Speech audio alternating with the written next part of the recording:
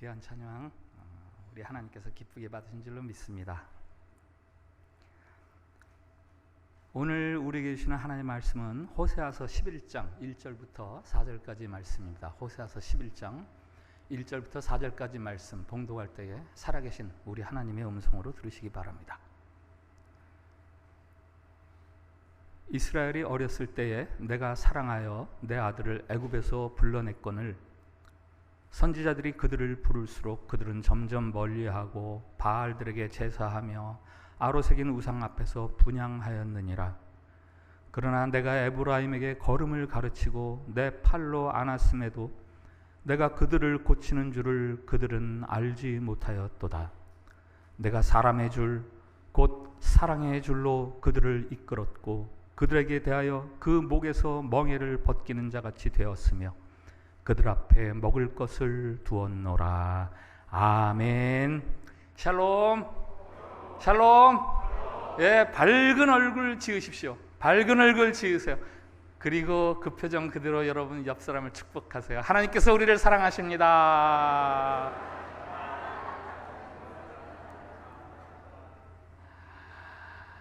한 할머니가 외출했다가 집에 돌아오는데 한 남자가 큰 소리로 뒤에서 부릅니다. 같이 가 처녀, 같이 가 처녀. 할머니가 내가 아직 처녀처럼 보이나? 하긴 내가 나이에 비해서 좀 젊긴 젊지. 싱글벙글하면서 집에 들어오는데 손주가 묻습니다. 할머니 무슨 좋은 일 있어? 왜 이렇게 싱글벙글해? 글쎄 누가 나보고 처녀라 그러잖아. 에이 설마. 아니야 진짜야. 나보고 같이 가 처녀 그랬어. 그런데 앞에 골목에서 갈치가 1,000원 갈치가 1,000원.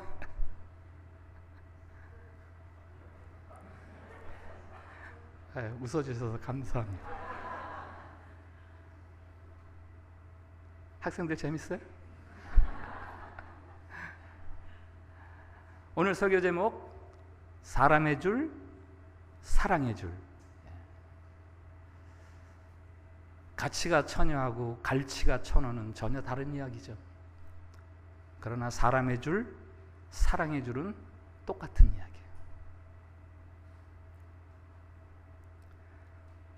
하나님은 자기 백성을 인도하시는데 사람의 줄로 메어서 이끌어 주십니다.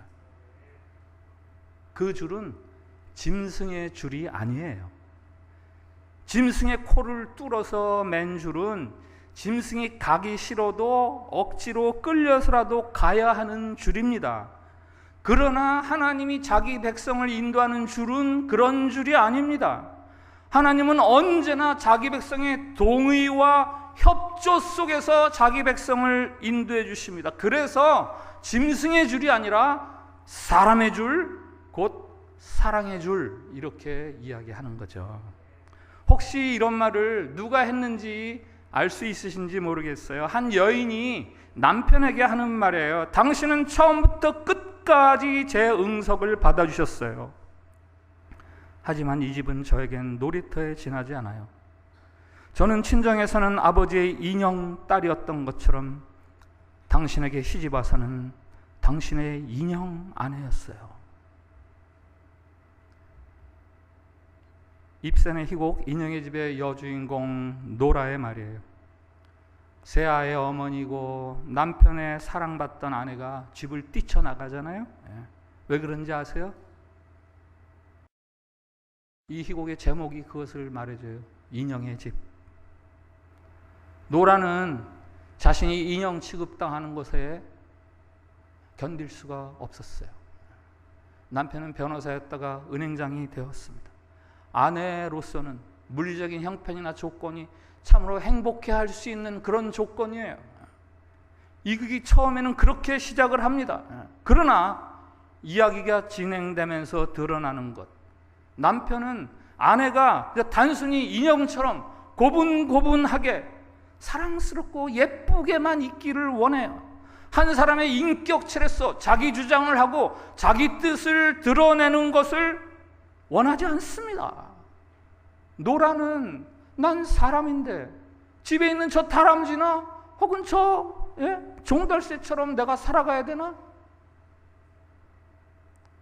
그래서 남편의 품, 인형의 집을 뛰쳐나갑니다. 우리는 사랑한다는 이유로 내 생각을 강요합니다. 특별히 내가 상대방보다 조금 우월하다 싶을 때, 혹은 내가 상대방보다 높은 자리에 있을 때는 여지없이 우리는 그렇게 하죠. 글쎄, 군소리 하지 말고 내 말대로 해. 다 너를 위해서 그러는 거야. 뭔 군소리가 그렇게 많아? 상대방에게 선택의 여지를 주지 않습니다. 동의를 강요합니다. 그러나 하나님은 강요하지 않으세요. 우리의 인격, 우리의 자유, 우리의 선택을 허용하시고 존중해 주십니다. 생각해 보세요. 신과 우리를 비교해 보시죠. 우리가 얼마나 그 하나님에 비해서 보잘것없고 부족한 자들입니까?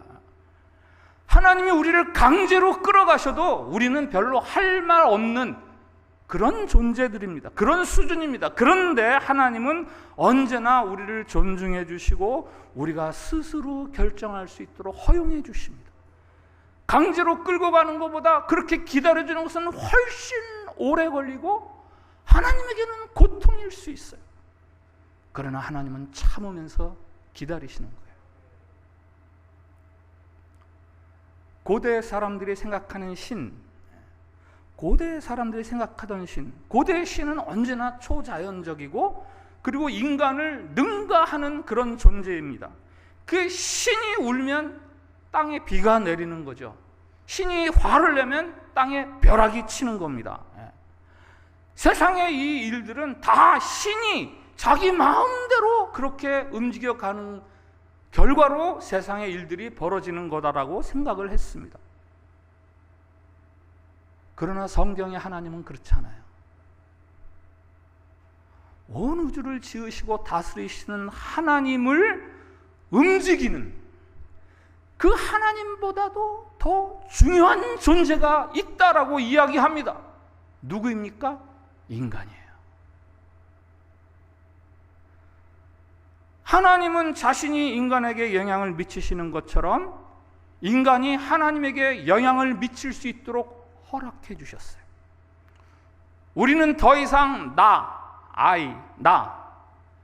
내가 아무런 의미가 없는 그런 세상에 존재하는 것이 아니라 나 때문에 움직이시는 하나님, 땅 때문에 움직이는 하늘, 이 내가 굉장히 중요한 세상을 우리가 살아가고 있습니다. 이것이 바로 호세아서를 통해서, 호세아를 통해서 증언해 주시는 하나님의 백성들을 향한 하나님의 사랑, 사람의 줄, 사랑의 줄 이야기입니다. 그 하나님의 사랑의 줄은 어떤 건가? 과거, 현재, 미래로 이렇게 호세아 통해서 이야기해 주시는데, 먼저 은총의 과거예요. 지나온 역사를 통해서 베풀어 주시는 하나님의 은혜죠. 하나님의 사랑.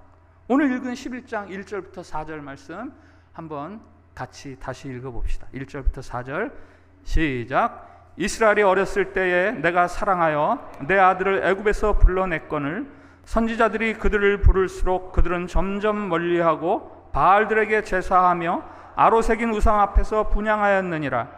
그러나 내가 에브라임에게 걸음을 가르치고 내 팔로 안았음에도 내가 그들을 고치는 줄을 그들은 알지 못하였도다.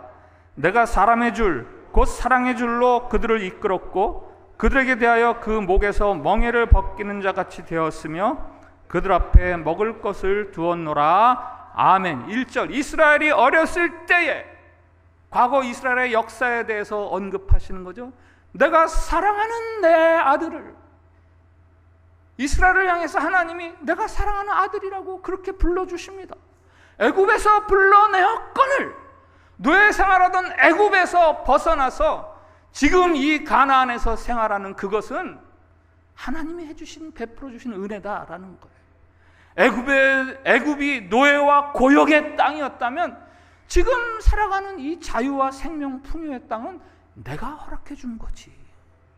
3절에 걸음마를 가르치고 팔로 안아주셨습니다. 그들이 뛰어다닐 수 있도록 그렇게 도와주셨습니다.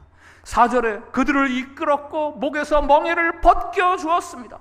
그들에게 늘 먹을 것을 공급해 주셨습니다. 이것이 다 하나님의 은총이요 하나님의 사랑입니다. 1979년 1월 제가 대학교 2학년 겨울방학 때 서울역에서 기차를 타고 저 서해안 대천으로 향하는 기차를 타고 혼자 여행을 갈 기회가 있었어요. 뭐 가는 동안에 할 게 없으니까 가방 속에서 책을 한 권 꺼내서 책을 읽기 시작했습니다. 읽는데 너무 감동이 되는 거예요. 막 가슴이 뜨거워지면서 벅차오르면서 뜨거운 눈물이 되어서 막 흐르기 시작하고 흐느끼기 시작하는데요. 아마 주변 사람들이 그랬을 거예요. 저 청년은 왜 책 읽다가 저렇게 우나? 그 책은 신약성경의 에베소서였습니다. 감동을 멈출 수가 없어요. 그 책에는 어마어마한 사랑의 이야기가, 나를 향한 어마어마한 사랑의 고백이 담겨 있었어요. 내가 이런 사랑을 받는 존재로구나. 하나님 감사합니다. 정말 감사합니다. 막 그 감동을 억제를 할 수가 없어요. 같이 한번 읽어볼까요? 에베소서 2장 2절부터 3절 준비했습니다. 같이 읽읍시다. 시작. 그때 너희는 그 가운데서 행하여 이 세상 풍조를 따르고 공중의 권세 잡은 자를 따랐으니 곧 지금 불순종의 아들들 가운데서 역사하는 영이라. 전에는 우리도 다 그 가운데서 우리 육체의 욕심을 따라 지내며 육체와 마음에 원하는 것을 하여 다른 이들과 같이 본질상 진노의 자녀이었더니 아멘. 호세아가 이스라엘에게 그들의 과거 애굽에서 그 노역의 땅에서 너희들이 빠져나온 그 이야기를 말해주는 것처럼 이 성경 말씀이 저에 대해서, 저의 과거에 대해서 말해주더라고요. 애굽에서 종노릇하던 이스라엘처럼 나도 죄의 종이 되어서 진노의 자녀로 살았구나. 그런데 하나님이 저에게 베풀으신 그 일이 그 다음 절에 나와요. 4절부터 한번 읽어봅시다. 같이 읽습니다. 시작. 긍휼이 풍성하신 하나님이 우리를 사랑하신 그 큰 사랑을 인하여 허물로 죽은 우리를 그리스도와 함께 살리셨고 또 함께 일으키사 그리스도 예수 안에서 함께 하늘에 앉히시니 이것은 너희에게서 난 것이 아니요 하나님의 선물이라. 아멘. 진노의 자녀였던 나를 하나님이 다시 살게 하셨습니다. 저를 일으켜 주셔서 높이 끌어올려 주셔서 하늘에 앉혀 주셨습니다. 이것은 너희에게서 난 것이 아니요 제가 예쁜 짓을 해서 그렇게 된 게 아니래요. 하나님의 선물이라. 아무 조건 없이 그냥 하나님이 그렇게 해주셨다는 거예요. 호세아를 통해서 이스라엘에게 베푸신 하나님의 사랑이 무엇인지 알려주신 것처럼 그날 하나님께서는 제가 하나님으로부터 얼마나 큰 사랑을 받고 있는지를 알게 하셨어요. 감당을 할 수가 없었어요. 가슴이 떨렸습니다. 복받치는 소리로 하나님 감사합니다. 하나님 감사합니다. 이거밖에 할 말이 없었어요.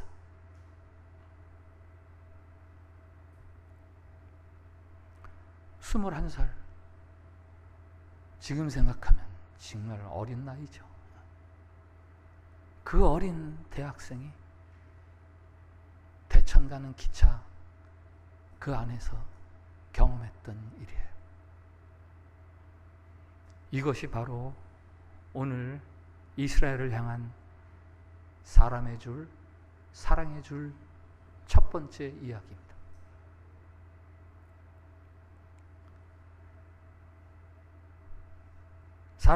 사랑의 줄의 두 번째 내용은 현재에 대한 얘기예요. 어떤 현재? 반역하는 이스라엘. 반역하는 이스라엘이 하나님의 사랑인가요? 반역하는 이스라엘이 하나님의 사랑이에요? 그것과 관련해서 하나님의 사랑 이야기가 있어요. 그것은 그 반역을 허용하는 하나님의 사랑. 11장 5절 그리고 7절을 한번 같이 읽어봅시다. 11장 5절 같이 읽습니다. 시작. 그들은 애굽 땅으로 되돌아가지 못하겠거늘 내게 돌아오기를 싫어하니 아수르 사람이 그 임금이 될 것이라. 내 백성이 끝끝내 내게서 물러가나니 비록 그들을 불러 위에 계신 이에게로 돌아오라 할지라도 일어나는 자가 하나도 없도다. 아멘. 그 같은 하나님의 베풀어 주신 사랑에도 불구하고 이스라엘이 하나님에게로 돌아오기를 거절한다는 거예요. 하나님에게로 돌아오기를 싫어합니다. 끝내 하나님에게서 떠나가려고 합니다. 마치 어릴 적에는 엄마 아빠하고 아빠 엄마를 그렇게 좋아하던 애들이 사춘기를 지나가면서 이유도 없이 부모를 기피하고 부모에게 반항하는 것처럼 이스라엘이 하나님에게 그랬어요. 반항하기로 작정한 사춘기 아이들처럼 그렇게 하나님부터 멀어져 갔어요. 좀 전에 보았던 2절에서는 이렇게 말씀하십니다. 선지자들이 그들을 부를수록 그들은 점점 멀리하고 바알들에게 제사하며 아로새긴 우상 앞에서 분향하였느니라. 아빠 엄마가 그렇게 사랑을 좀 알아달라고 그러는데도 친구 집에 갔다가 얘네 아빠가 내 아빠였으면 좋겠네. 얘네 엄마가 내 엄마였어야 되는데.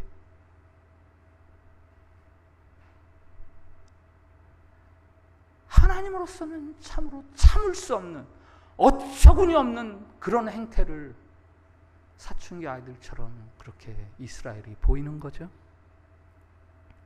사춘기 자녀들이 부모로부터 멀어지고 기피하는 것은 이제 자기 정체성, 독립선언, 그것 때문이라고 얘기하죠. 부모가 뭘 잘못해줘서가 아니에요. 지금 이스라엘이 하나님부터 독립하려고 합니다. 나를 사랑한다고요? 그럼 제발 좀 제 삶에 간섭하지 말아주세요. 사랑한다면서요? 그럼 간섭하지 말아주세요. 그냥 제가 필요한 것만 공급해 주세요.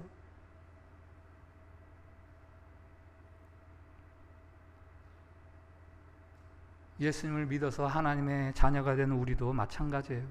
우리가 자꾸 옛 성품으로, 옛 죄된 세상으로 자꾸 그것들을 즐거워하면서 돌아가고 오히려 말씀으로부터 자꾸 멀어지고 거역합니다. 마치 나를 향한 그 사랑을 전혀 모르는 사람처럼 그렇게 살아갑니다. 나를 위한 그 부르심의 영광스러움과 그 생명의 부요함, 그런 것들을 전혀 모르는 우리들, 그냥 세상이 더 좋아 보여요. 세상이 더 풍요로워 보여요. 난 저게 더 좋아. 난 저게 더 좋아. 하나님만으로는 만족이 안 돼요. 그런 우리들에게 하나님이 어떻게 하십니까? 앞서 말씀드린 대로 하나님이 우리를 인형이나 짐승이 아닌 사람으로 대접하시기에 우리의 의지, 하나님으로부터 멀어지려는 우리를 허용해 주세요.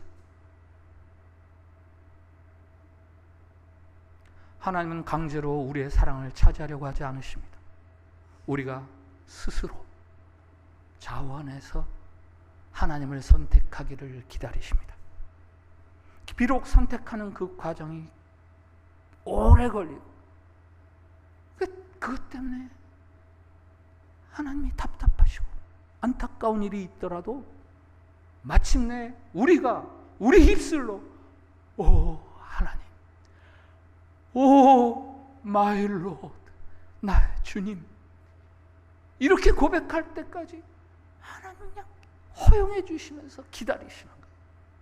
이게 바로 하나님의 긴 사랑의 줄 이야기예요. C.S. 루이스가 스크루테이프의 편지에서 이렇게 썼어요. 원래 번역문을 조금 쉽게 풀어서 다시 읽어드릴게요. 하나님은 본질상 그분이 사용할 수 없는 두 가지가 있다. 하나는 우리가 그를 불가항력으로 믿게 하는 것. 그러니까 다른 선택의 여지가 없어서 하나님을 믿는 것. 그건 하나님은 그렇게 할 수 없다라는 거예요. 또 하나는 우리가 하나님께 갖는 반론의 여지를 봉쇄하는 것이다. 그러니까 두 번째는 우리가 추호의 의심도 할 수 없는 그 상태에서 하나님을 선택하게 하는 것. 그거는 하나님이 할 수 없는 거라는 거예요. 하나님은 강탈하지 못하신다.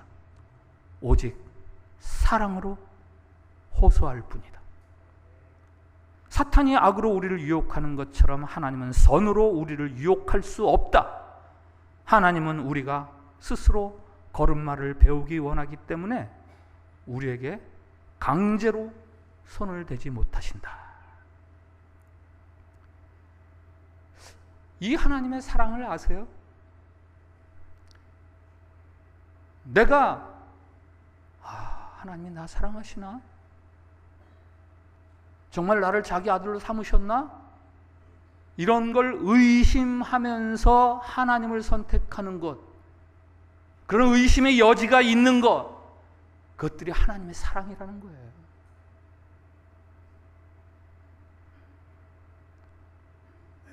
오늘 계속해서 보는 호세아, 바람 피우는 음란한 여인을 아내로 맞이하잖아요. 이왕 아내로 맞았으니까 이제는 다시는 나가지 못하도록 방문을 꽝 걸어 잠그고 대문을 밖에서 꽉 잠가서 절대 나가지 못하게 하면서 내 아내 역할을 하게 하는 것, 그렇게 하는 게 사랑이 아니라 다시 튀어나갈 가능성을 열어두는 거예요. 방문도 열어놓고 대문도 열어놓고, 그러나 내 집에 머물러 주기를 바라는 마음으로.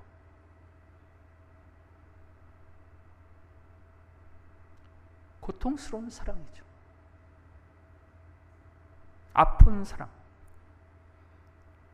예수 그리스도로 인해서 구원을 얻는 우리가 여전히 세상을 사랑하고 충성스럽지 않은 신자로 살아갈 수 있는 우리의 현실, 이게 하나님의 사랑이라는 거예요.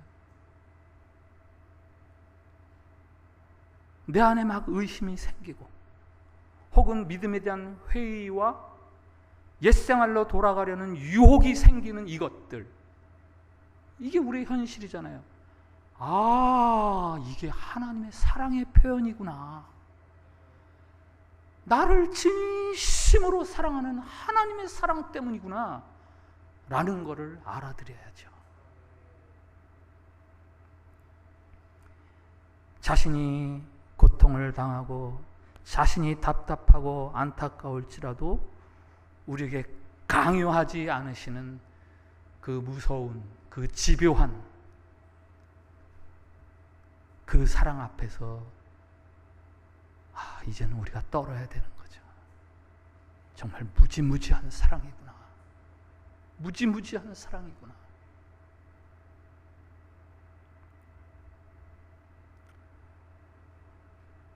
사람의 줄, 사랑의 줄로 표현되는 하나님의 사랑의 세 번째 모습은 회복의 미래입니다. 배역을 허용해서 배역하기 쉬운 이스라엘, 그러나 마침내 그들을 회복시키고야 마시는 하나님. 하나님의 백성인 이스라엘의 배반과 반항은 결코 처참한 결과로 끝나지 않습니다. 하나님께서 이스라엘을 포기하지 않으시기 때문에, 끝까지 하나님께서 이스라엘을 품어주시기 때문에 그들은 다시 마침내 일어나고 하나님 품에 안기면서 하나님의 사랑을 이제 알겠습니다 라고 말하는 사랑의 파트너가 되는 거죠. 그것이 11장 8절 9절이에요. 같이 읽어볼까요? 8절 9절 시작. 에브라임이여, 내가 어찌 너를 놓겠느냐? 이스라엘이여 내가 어찌 너를 버리겠느냐? 내가 어찌 너를 아드마같이 놓겠느냐? 어찌 너를 스보임같이 두겠느냐? 내 마음이 내 속에서 돌이켜 나의 긍휼이 온전히 불붙듯 하도다. 내가 나의 맹렬한 진노를 나타내지 아니하며 내가 다시는 에브라임을 멸하지 아니하리니 이는 내가 하나님이요 사람이 아님이라.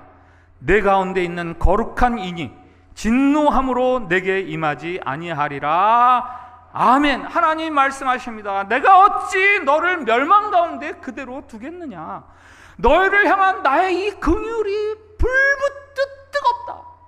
어떻게 너희들을 멸망하게 두겠느냐? 저기 아드마와 스보임은요, 소돔과 고모라가 멸망할 때 같이 멸망당했던 도시들입니다. 내가 너희를 망하게 내버려 둘 수가 없지.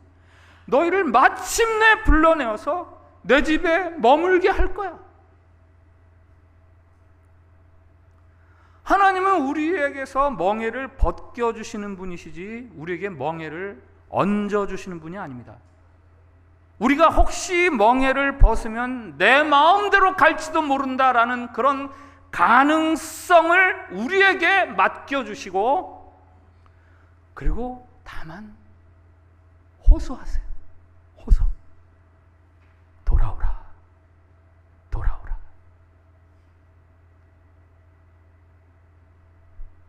하나님의 이 사랑의 용납하심이 마침내 우리를 네, 그러죠. 네, 그러죠. 아멘. 하고 대답하는 하나님의 완전한 사랑의 파트너로 우리가 설 수 있게 하십니다. 이것을 하나님의 능력이라고 이야기하는 거예요. 하나님의 능력. 하나님의 그 능력이 예수님의 십자가로 우리들에게 확증되었습니다. 사도 바울의 말을 들어보세요. 그리스도의 사랑이 우리를 강권하시는도다. 우리가 생각하건대 한 사람이 모든 사람을 대신하여 죽었은즉 모든 사람이 죽은 것이라. 그가 모든 사람을 대신하여 죽으심은 살아있는 자들로 하여금 다시는 그들 자신을 위하여 살지 않고 오직 그들을 대신하여 죽었다가 다시 살아나신 이를 위하여 살게 하려 함이라. 아멘. 십자가의 그 사랑이 우리를 강권합니다. 십자가의 능력은 우리가 우리를 위해서가 아니라 이제 주님을 위해서 살아가는 사람으로 만들어내시는 것이 바로 십자가의 능력이에요. 하나님의 사랑이 그 십자가를 통해서 우리를 하나님의 사람으로 만들어내십니다. 빌리 그레함 목사님의 아들 프랭크 그레함 목사님 이야기가 있어요. 젊어서 한때 방황의 늪을 헤맨 적이 있습니다. 오토바이 폭주족이었어요. 그리고 알코올 중독자였어요. 오토바이를 몰고 집을 나가면 며칠씩 집에 들어오지 않습니다. 그 사이에 뭘 했는지는 그건 여러분들이 상상하세요. 알코올 중독자가 오토바이 몰고 나가서 며칠 동안 밖에서 뭘 했겠습니까? 그러던 어느 날 제정신이 돌아오는 거예요.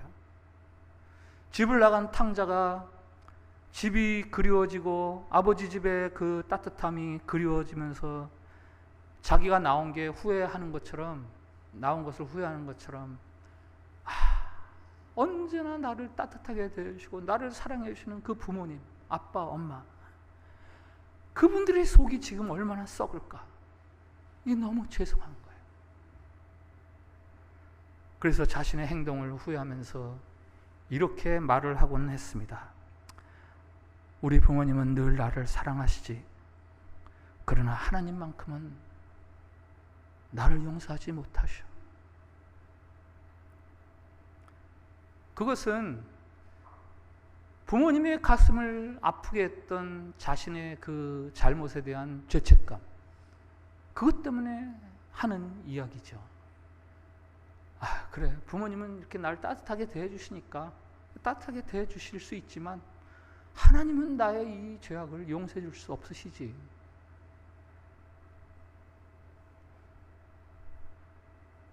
그가 다른 나라를 여행하던 중에 무슨 마음이 들었는지 예루살렘에 여행을 가게 됩니다. 어려서부터 부모님에게 들었던 성경 이야기의 배경이 되는 예루살렘. 거기서 그가 다시 한번 또 생각합니다. 그래, 부모님은 나를 사랑해 주시지만 나의 그동안의 잘못들은 하나님에게 징계를 받아야지.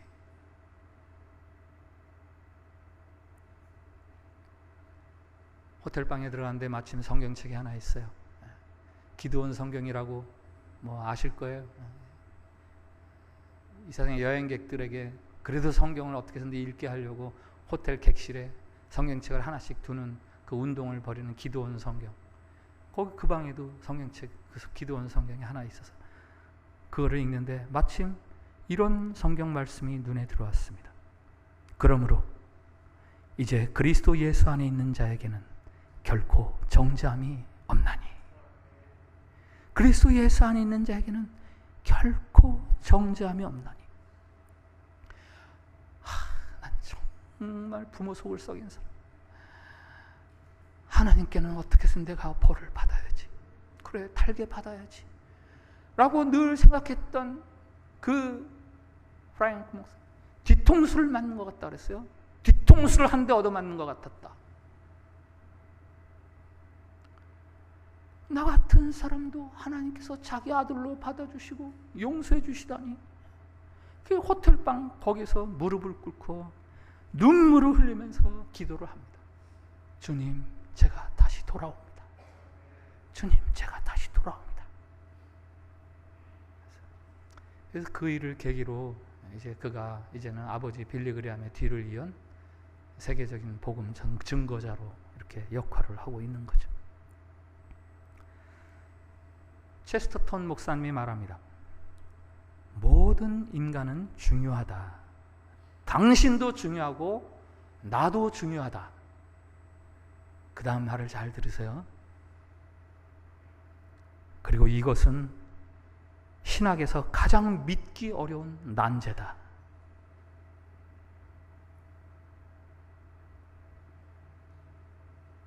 우리 같은 죄인들을 중요하게 여겨주시고 존중해 주시는 하나님의 사랑, 그거 이해하는 거, 이거 굉장히 어려운 일이다라는 거예요. 그러나 성경은 바로 그것이 하나님의 사랑이다. 지난 월요일 아침 샘물 마태복음 13장 본문이죠.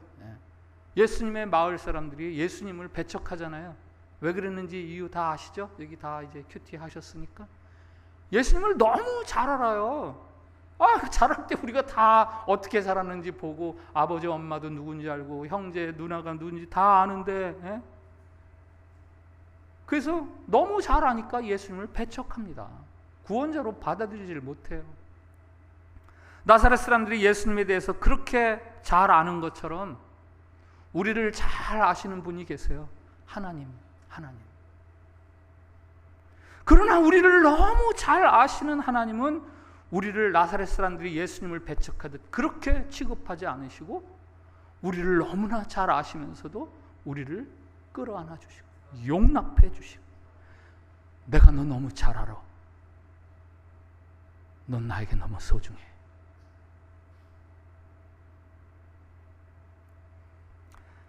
그날 이 본문을 큐티하면서 제 묵상 노트 마지막에 이렇게 적었습니다. 작고 초라하다고 내가 무시하는 것들은 없나? 사람의 존귀함은 출신이나 외양에 있지 않다. 환경이나 겉보기에 있지도 않다. 그들 안에 계신 하나님에게 있다. 나 자신에 대해서는 어떤가? 허물투성이, 변덕쟁이. 그러나 나에 대한 기대를 가지라. 하나님이 부르셨다. 나에 대한 기대가 아니라 하나님에 대한 기대. 내 삶에 임한 하나님 나라에 대한 기대를 갖자. 여러분, 지금 하나님이 여러분에게 말씀하세요. 내가 너를 어찌 잊겠느냐? 너희를 향한 내 사랑이 불붙는 것 같구나. 이 하나님의 사랑의 끈은 아주 긴 끈입니다. 여러분이 하나님 품에 다시 돌아와서 그 사랑을 누리기까지 여러분을 하나님이 기다리실 겁니다. 지금 이 순간에도 그렇게 하고 계십니다. 그것이 바로 오늘 호세아가 전하는 우리 모두를 향한 하나님의 사랑에 대한 이야기, 사랑해 줄 사람의 줄 이야기입니다. 오늘이 호세아서 마지막 시간이에요. 호세아서 중심 구절이 그러므로 우리가 여호와를 알자, 힘써 여호와를 알자라고 몇 번 소개를 드렸죠. 짐승의 줄이 아니라 사람의 줄, 사랑의 줄이라고 불리는 저와 여러분을 향한 이 하나님의 마음, 그것을 알아들여야죠. 그것을 알아들여야죠. 마지막으로 이 하나님의 사랑에 대한 스바냐 선지자를 통해 들려주시는 말씀, 그거를 같이 읽으면서 오늘 말씀을 마무리하겠습니다. 스바냐서 3장 17절 같이 읽읍시다. 시작. 너의 하나님 여호와가 너의 가운데에 계시니 그는 구원을 베푸실 전능자이시라. 그가 너로 말미암아 기쁨을 이기지 못하시며 너를 잠잠히 사랑하시며 너로 말미암아 즐거이 부르며 기뻐하시리라. 아멘. 여러분이 하나님의 그 사랑을 알아서 하나님의 진정한 사랑의 파트너로, 사랑에 반응하는 자로 설 때에 하나님이 야, 왜 이렇게 기쁘냐? 왜 이렇게 기뻐? 가만히 있질 못하겠다 라고 하신다는 거예요. 오늘 말씀 앞에서 드리는 공동기도가 있습니다. 주님, 예수님의 죽으심을 통해 구원을 베푸시는 지금까지의 변함없는 긴 사랑 감사합니다. 주님, 그 사랑을 안다면서도 내 편의와 유익을 따라 주님을 배역하며 살아가는 죄악을 용서하옵소서. 주님, 주님과의 사랑의 대상으로 바르게 서 주님을 기쁘시게 하고 우리도 기뻐하는 참 구원의 삶을 살게 하옵소서. 우리 이 기도를 같이 드립시다. 시작. 주님, 예수님의 죽으심을 통해 구원을 베푸시는 지금까지의 변함없는 긴 사랑 감사합니다. 주님, 그 사랑을 안다면서도 내 편의와 유익을 따라 주님을 배역하며 살아가는 죄악을 용서하옵소서. 주님, 주님과의 사랑의 대상으로 바르게 서 주님을 기쁘시게 하고 우리도 기뻐하는 참 구원의 삶을 살게 하옵소서. 아멘.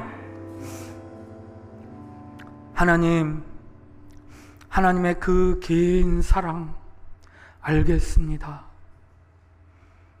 우리를 존중하시려는 하나님의 그 아픈 사랑 알겠습니다.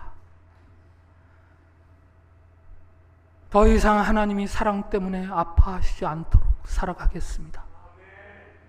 우리를 위해서 예수 그리스도를 십자가에 죽게 하신 하나님, 그토록 고집스러우신 하나님, 아버지의 그 사랑을 더 이상 모른다 하지 않겠습니다. 이제는 그 사랑을 믿고 인정하고 그리고 자랑하며 살겠습니다. 하나님은 우리들에게 최고이십니다.